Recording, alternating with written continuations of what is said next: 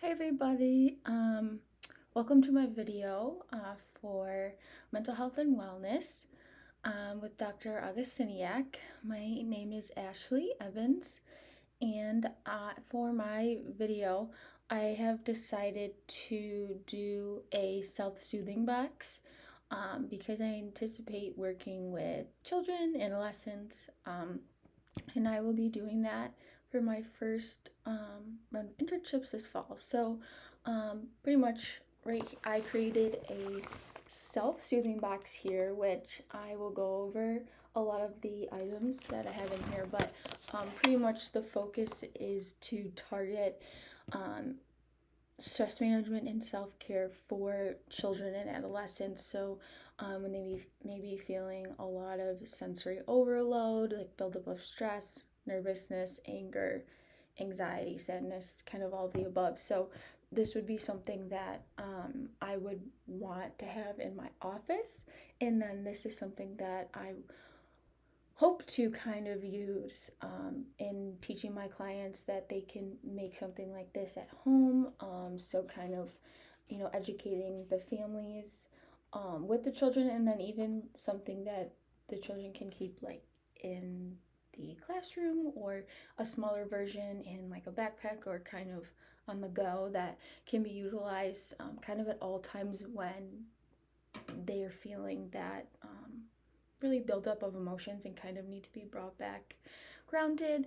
So that's kind of my whole idea with this. So obviously before I started would start to go into this, I would begin by talking to the child a little bit about their emotions, explaining what sadness, anger, frustration, nervousness, kind of what that looks like for them so they have an idea. And then from there, I would go over and make sure that the child knows about all five senses. So, hearing, touching, tasting, smelling, and seeing. And kind of bring it down to a level they can understand of how using our five senses we can ground ourselves to come back down to a level state of mind. So if you're really frustrated, you can, you don't want to be frustrated anymore. Okay, then maybe it's in class if another student did something that they didn't like, or something at home, or it could be a variety of different things. If they're upset, they get in trouble. So obviously it would depend on each child's situation, but I think that this would be a really good idea, and it's very visual and hands-on, and I have a bunch of different items in here. So just to begin, I'll show my box again. Self-soothing box. So I'm just gonna kind of take things out one at a time. So here's bubble wrap. Thought that this would be a really good idea to use for the idea of touch. So kind of feeling it, and then also popping. So the child adolescent can pop these. And then next I have cellophane. So this is another really good idea of touch. Here you can hear the crinkling, all different colors. And then here I have a kaleidoscope.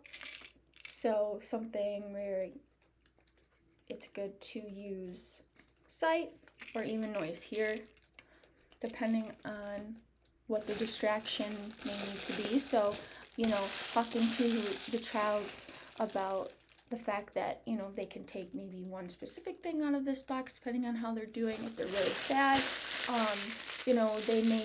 they may want something like this. So, like, this is a do-it-yourself stress ball. So it's just a balloon that is filled with flour. And I think this is a really good option because this is something that, can help calm the person down. So if, you're feeling really anxious or worked up, kind of like taking deep breaths and explaining to the child that, or the adolescent, that, you breathe in, squeeze, and breathe out. So that would cover more so the touch idea. And then, so for smell, I have a few different things. This says hand sanitizer, so we can just put it a little on, and that's also kind of touch and moving around, moving the hands. For touch, I also have a lotion, so just like a pocket-sized lotion, once again, that can be used for smell and touch. Alright, next I have this.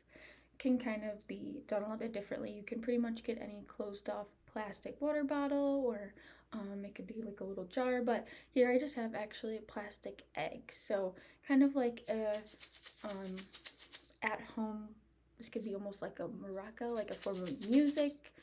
So it can be shook. So this is really easy to make at home too, because I just put some rice in here. Right. Next I have gum. So I was thinking that, gum, hard candies, mints, Tic Tacs, all to get the whole taste aspect. So I think this would be a really good option to have in the box, just going through all the senses. So this is just like some basic lip gloss, but chapstick, lip balm. Obviously, I wouldn't have this in for that child in my office, but if they could use it their own time. Okay, so this is kind of another cool thing that I've seen a lot in, like even with, it's a pretty basic mindfulness activity. So it's making a glitter jar. So what you do is you shake it, kind of see like all the glitter move around. So making this would actually be a really good, useful tool to show my clientele, because it's very calming, peaceful, kind of, bring whoever it is making it, arts and crafts can be very therapeutic and soothing. So I really like this. And then next I have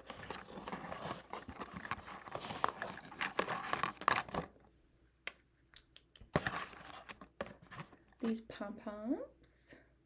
So my idea was kind of having them just in the box, so if it's one at a time, they're very soft, very comforting, kind of roll them around, feel them in your hands, and feeling that texture. So you have a lot of different items with different textures, but another idea that I thought would be good for in here is like a small stuffed animal. So if the child is feeling sad, they may want to kind of hold on to their small stuffed animal to make them feel better. So and lastly, the last thing I have in here is just a little simple pad of paper, and I have some colored pens here. So obviously crayons or markers,